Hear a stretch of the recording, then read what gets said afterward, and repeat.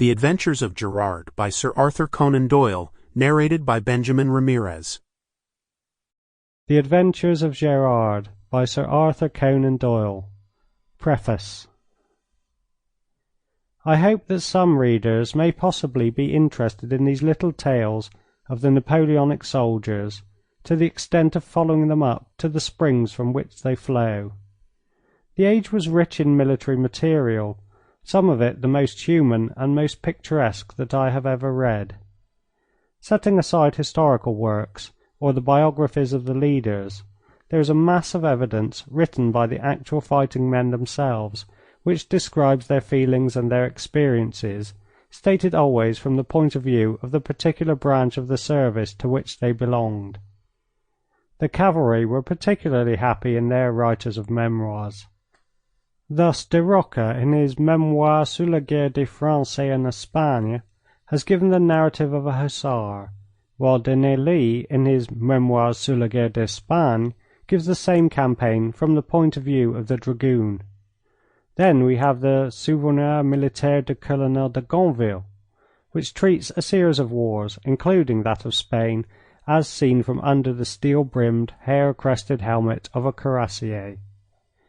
Pre-eminent among all these works, and among all military memoirs, are the famous reminiscences of Marbot, which can be obtained in an English form. Marbot was a chasseur, so again we obtain the cavalry point of view.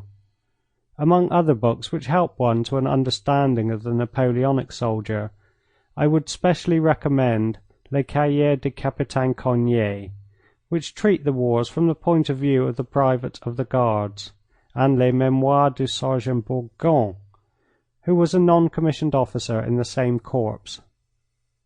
The Journal of Sergeant Fricasse and the Recollections of de Fesnain and of de Ségur complete the materials from which I have worked in my endeavour to give a true historical and military atmosphere to an imaginary figure.